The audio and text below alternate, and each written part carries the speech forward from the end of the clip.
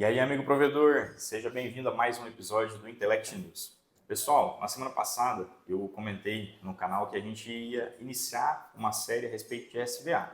Intencionalmente eu coloquei o MVNO como o primeiro episódio. E vamos lá, o MVNO não é um SVA.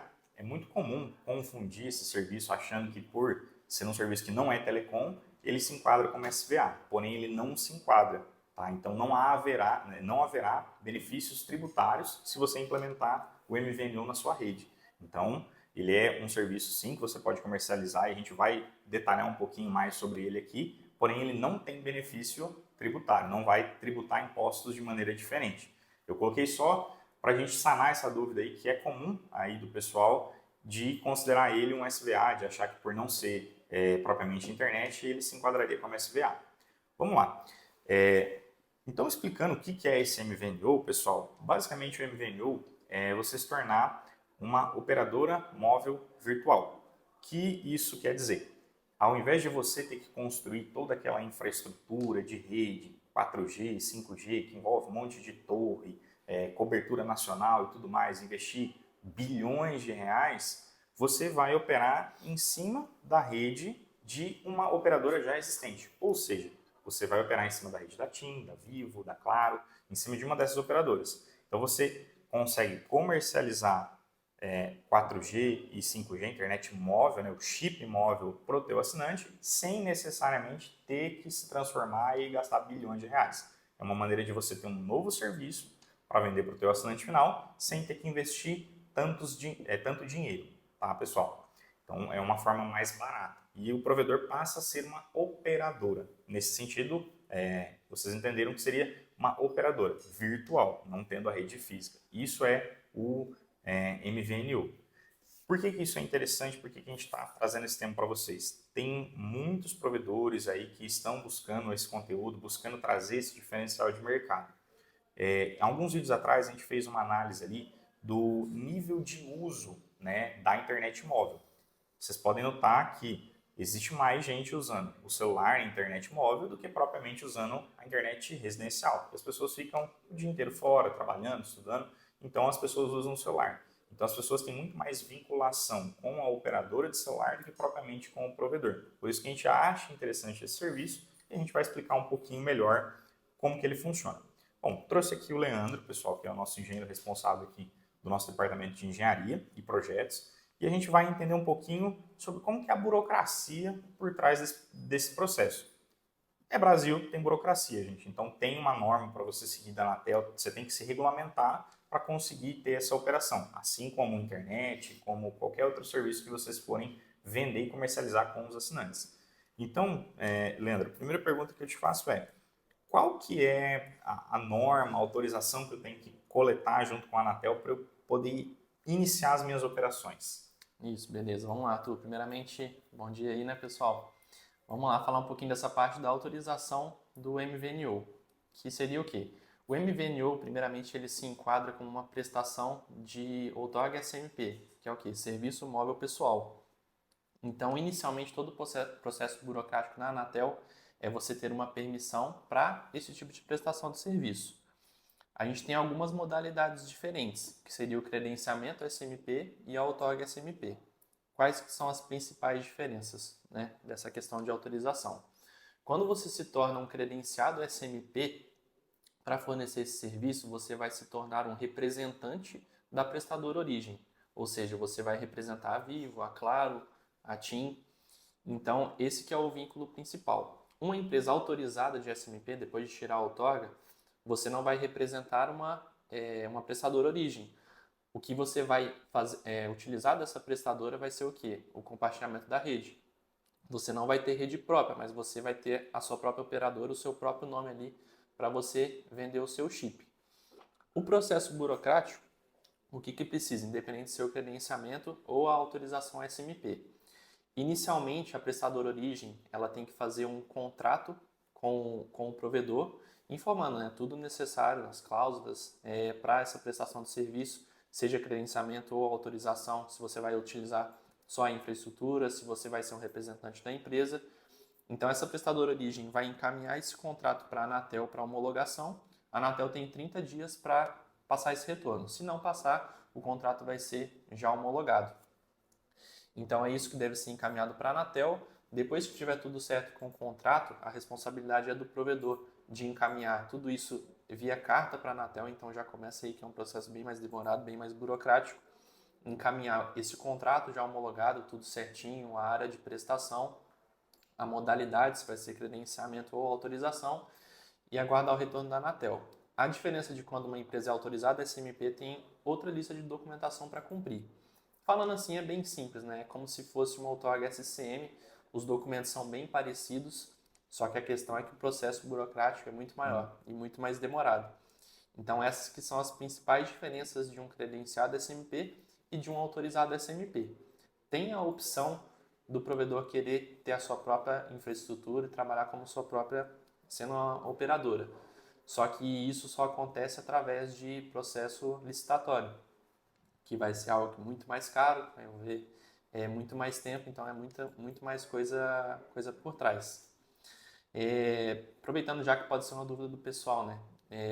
De credenciado e autorizado depois que você já tem essa permissão para poder trabalhando. Depois de você estar autorizado a oferecer o serviço SMP, você fica responsável por fazer o licenciamento das suas estações móveis. Agora a rádio base, né, que é algo principal ali, fica de responsabilidade da prestadora origem. Então, basicamente, são essas principais questões aí de autorização, SMP, né, ou credenciamento, para o provedor poder trabalhar com isso e tornar uma própria operadora. Bacana, bacana. Então, pessoal, a gente sempre traz essa parte de regulamentação, porque para conseguir operar com qualquer um desses serviços, tem algumas normas que você precisa seguir, alguns passos que você precisa se adequar para não incorrer em problemas depois, multas. Geralmente essas multas não são baratas, não é um negócio tranquilo de ser pago. Então, assim, é muito importante seguir esses passos aí. Como o Leandro ressaltou, é um processo que ainda é um pouco mais arcaico, então ele é mais lento, mais demorado, então precisa de um planejamento antecipado, não dá para, eu quero começar a operar, vamos amanhã operar. Então você tem que se preparar com alguns meses, talvez até um ano aí de antecedência, para que dê tempo de todos esses processos burocráticos acontecer. No Brasil, pessoal, ainda é nascente esse cenário do MVNO, estamos falando aí de menos de 3% do mercado de comunicação móvel. Porém, na Europa isso já é muito comum, tá? Países como a Alemanha e a Holanda já tem 40% do mercado de comunicação móvel dentro dessa modalidade MVNO. Só dando um exemplo aqui de MVNOs que existem, os Correios têm um chip e é um MVNO. O Corinthians, né, o chip do Timão, também é uma modalidade de MVNO. Operadoras aí grandes aí que fazem esse processo, a Datorá é um exemplo, né? Temos aí acho que a Telecom também tem esse processo. Então, assim, já são operadoras que estão caminhando nesse sentido aí. Lembrando que temos que cumprir essa parte burocrática aí com a Anatel, porque ela é quem vai regularizar e autorizar ou não essas operações aí dentro do Brasil. E aí, pessoal, estamos de volta. Nessa segunda parte do quadro, a gente vai falar sobre as questões jurídicas que vão impactar em cima da operação MVNO. Porque quando você vai prestar esse serviço, obviamente vão existir dúvidas ali sobre como prestar esse serviço para o assinante, sobre quais são os problemas que podem acontecer juridicamente ali ao vender um serviço novo. Isso é muito importante se respaldar desde o início da operação para que você não incorra em problemas com o PROCON e órgãos aí de defesa do consumidor, tá? E também em relação à Anatel, com certeza, mas é muito importante você se respaldar da prestação de serviço ali, como que você vai fazer isso. Estou aqui com o Vinícius, que é nosso coordenador, advogado, coordenador jurídico aqui nosso, e vamos começar a debater um pouquinho. Eu acredito, pessoal, que uma das dúvidas que vocês tenham e que eu também tenho beleza, estou vendendo o serviço aí de chip, né? Estou vendendo ali a internet móvel. Primeira dúvida, como que eu vou colocar isso no contrato para o cliente? Eu tenho que mandar um contrato novo, à parte, por ser um outro serviço? Posso colocar dentro do contrato de internet? Como que esse primeiro passo aí, que seria a porta de entrada, o cliente fechou comigo, eu vou mandar um contrato para ele. Qual que eu mando? Como é que funciona essa parte, Vini? Olá, pessoal. Então, Arthur, em relação a essa parte contratual, né, assim, tendo em vista que o SMP, né, o MVNO, é um serviço diferente, né, não dá para fazer no mesmo contrato, tá? Então, assim, primeiro por quê? Se você coloca tudo no mesmo contrato, você incorre o risco de isso ser considerado venda casada, tá? Então, é bem importante que o provedor, na hora de começar a trabalhar com esse tipo de serviço, separar bem isso contratualmente, tá? Então, primeira coisa, você vai oferecer o contrato de SCM para o seu cliente, além disso, é um contrato também de SMP, tá? Do MVNO. Então, é bem importante destacar essa questão para não deixar esse serviço junto, tá? Porque justamente pode acontecer esse tipo de problema, né? Às vezes o cliente alegar que não queria ter assinado esse contrato, não contratou, e aí realmente aconteceu uma reclamação aí no Procon, juizado especial, né? Que eventualmente até uma ação, dependendo da situação. Então, é bem importante fazer essa diferenciação, que são dois serviços diferentes, logo você vai fazer dois contratos, tá? Bacana. Então, pessoal, primeiro, o mais básico de tudo, contrato, então, tem que ser separado, né? Não incorram no erro de mandar tudo junto, porque vocês podem ter problemas aí para frente. Uma outra dúvida aqui também pode ocorrer, pessoal, vocês para operar como MVNO, vocês precisam fechar um contrato com alguma operadora para poder operar em cima da rede dela. E esse contrato vai ser estabelecido com certeza com fidelidade por algum período de tempo, por 1 ano, 2, 3, 4, vai depender da negociação de vocês com a operadora. E se esse contrato, Vinícius, em algum momento ele acabar? Eu coloquei lá 1 ano, eu, provedor, coloquei 1 ano e acabou esse contrato. E eu vendi um monte, coloquei chip para um monte de assinante meu. Como é que fica? Esses caras vão perder aquele número? Como que vai funcionar? Tá, Arthur? Então, assim, nesse sentido, a responsabilidade vai ficar por conta da operadora de origem, né? Então, assim, eles que vão comunicar, caso o provedor rescinda realmente com, né, essa operadora de origem aí, vai caber a eles comunicar os assinantes finais, tá? Então, assim, o assinante final ele não vai ficar desamparado. A própria, então vamos supor, você contrata com a Claro, com a TIM, com a Vivo, enfim, ela mesma vai passar a atender esse assinante aí, vai dar a possibilidade de continuar o atendimento desse assinante, ele não vai ficar desamparado. E a comunicação, claro, tem que ser feita pelas duas partes. Primeiro, você, como um provedor que atende esse assinante, comunicar que vai passar a ser atendido pela operadora, e a operadora vai assumir essa responsabilidade aí mediante o assinante. Bacana, então esse é um ponto importante também. Uma dúvida também que pode acontecer beleza, estou vendendo esse serviço, porém, como vocês entenderam, vocês vão ser meio que um representante da operadora, né? Então, a infraestrutura não é de vocês, então vocês não têm todas essas, digamos assim, os detalhamentos e as informações aí caso dê algum problema técnico. Se o cliente está com uma instabilidade, não está funcionando o chip dele, ou cortou ali a internet dele porque ele não pagou por alguma coisa nesse sentido, quem que vai se responsabilizar por resolver esse chamado aí técnico dele, esse suporte? É a operadora ou é o provedor? Tá.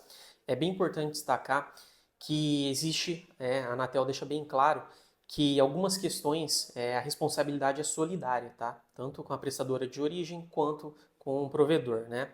Então, assim, não tudo, né? Claro que existem suas exceções, principalmente na parte técnica ali, né? Do serviço, que aí realmente fica mais com a questão da prestadora de origem. Mas, então, assim, num sentido desse aí, o cliente ficou inadimplente, né? O assinante não pagou a mensalidade. Foi suspenso. De quem é a responsabilidade agora? A responsabilidade é realmente, assim que o assinante faz o pagamento, né, ele deixa de ficar inadimplente, o provedor ele precisa comunicar a prestadora de origem para reativar esse serviço. Caso não tenha sido feito automaticamente, é responsabilidade do provedor ir atrás da prestadora de origem para que restabeleça o serviço aí, quanto antes, né?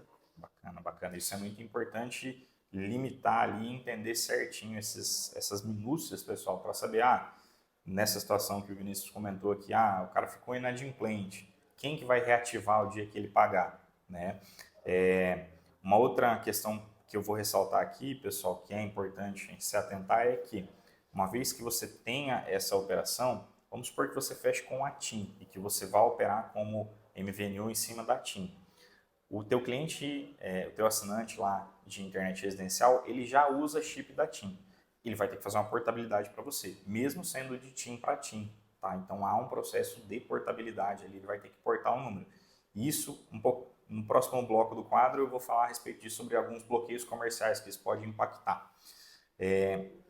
Vamos lá, Vinícius. Mais alguma dúvida aqui o pessoal pode ter aí que é interessante a gente ressaltar sobre esse cenário. Então, se eu mando o contrato em separado, eu também vou ter que mandar os boletos em separado para o assinante.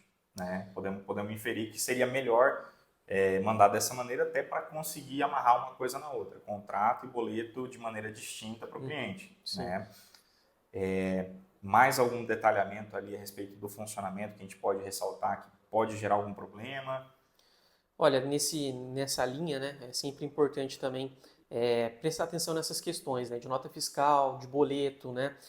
Se você optar por fazer uma cobrança num boleto só, é bem importante destacar e discriminar o que é cada serviço. Então vai chegar para o seu assinante final lá um boleto no valor de R$100.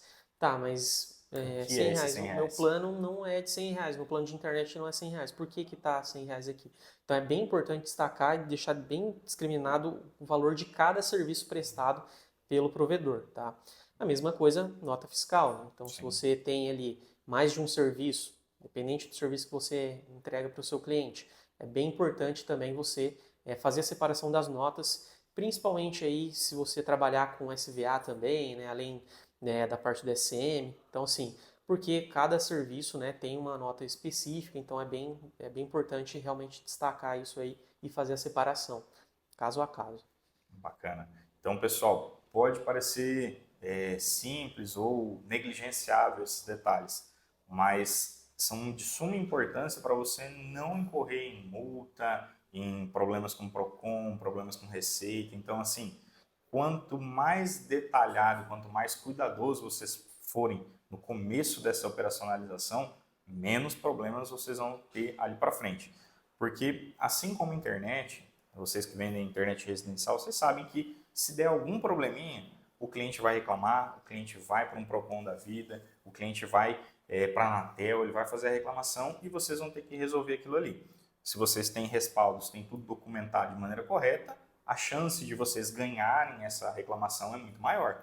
Mas se tiver tudo feito meio acochambrado, como diz o brasileiro, meio nas coxas, isso vai incorrer em problema para vocês. E é bom lembrar, Arthur, que assim, as regras da Anatel, né, tanto para o SMP, quanto para o SEAC, para o STFC, em termos de consumidor, quando a gente está falando de consumidor, são a mesma, né? Porque está respaldado na resolução 632 da Anatel, que é em relação a todo o direito do consumidor de telecomunicações. Então, assim, mas eu presto serviço de SM, os prazos são diferentes, prazo de suspensão, enfim, minhas obrigações mediante o assinante, tem diferença? Não, basicamente não tem diferença, justamente por ser a mesma resolução, né, que abrange aí esses serviços, tá? Então, nesse sentido, da mesma forma que você tem seus direitos e obrigações com o seu cliente aí do plano de internet, vai ser a mesma com o SMP, tá? Claro que tem uma diferença ali, porque são serviços diferentes, tecnicamente, mas em regras é a mesma coisa, tá? Então, importante isso aí, pessoal.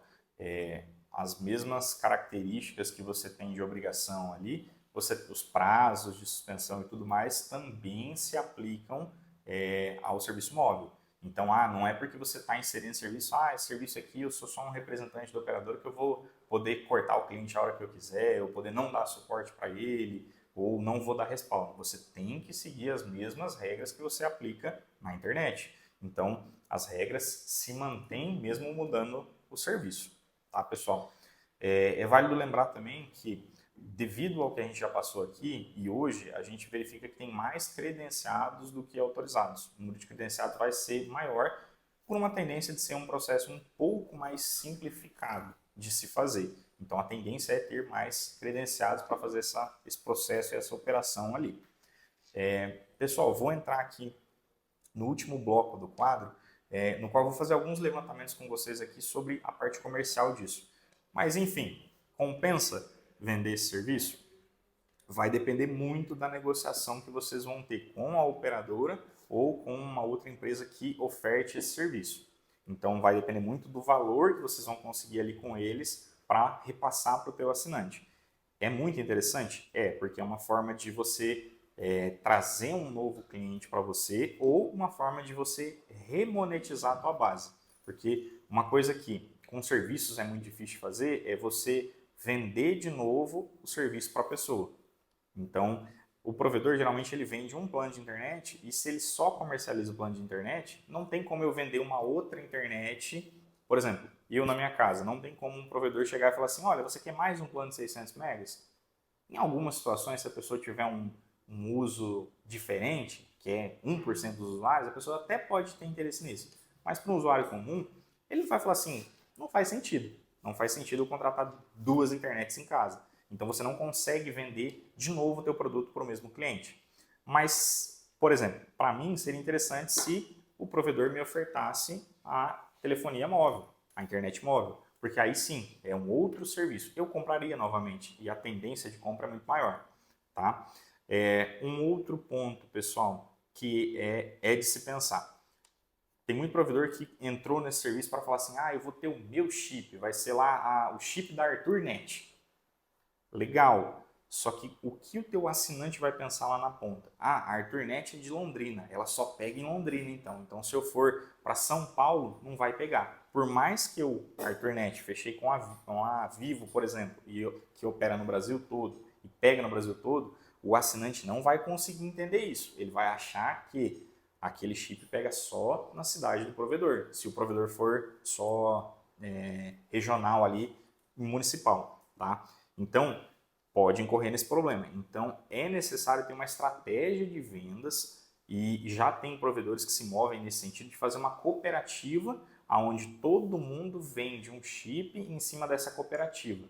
Cooperativa tal, com 16 provedores diferentes que atendem 30 cidades no estado do Paraná, por exemplo. Então, todo mundo comercializa esse chip. Então, muda a perspectiva, daí é a cooperativa que vai fechar um acordo com a operadora e todo mundo comercializa esse chip. Todo mundo é beneficiado disso e pro assinante final passa uma percepção de ter uma área de cobertura maior. Porque se vocês operarem com isso, vocês vão ver que um grande motivo que faz a pessoa mudar de operadora é preço e a não cobertura. Não está funcionando direito ou não cobre em alguns lugares que eu preciso ir. Então a pessoa vai optar por uma operadora que tem uma área de cobertura melhor, tá? Então isso é o que vai incorrer. Então, compensa? Vai depender da negociação de vocês. Vende, o cliente aceita isso lá na ponta? Aceita, pode ter certeza que o cliente vai aceitar porque ele tem essa necessidade. Porém, você tem que ter uma negociação boa e você tem que ter uma estratégia de venda disso daí. E se atentar para esses detalhes aí para conseguir encaixar um produto que vai te ajudar. Beleza, pessoal? A gente finaliza aqui esse vídeo sobre essa série que a gente está iniciando, lembrando, não é um SVA, mas a gente quis comentar sobre ele por ser um serviço que está bastante em alta, tem bastante operadora indo nesse sentido, então a gente quis trazer essa primeira reflexão, pessoal. Se vocês tiverem mais dúvidas a respeito desse cenário, sobre como que operacionaliza e esses detalhamentos mais específicos, entre em contato com a nossa equipe que a gente está aqui para ajudar vocês. Beleza, pessoal? Não se esqueçam de curtir o vídeo, deixar os comentários aqui embaixo, compartilhar e se inscrever no nosso canal aí. Ativa o sininho, porque quando chegar novos vídeos você vai ser notificado e isso ajuda o nosso canal a crescer. Beleza, pessoal? Um abraço. Até o próximo episódio.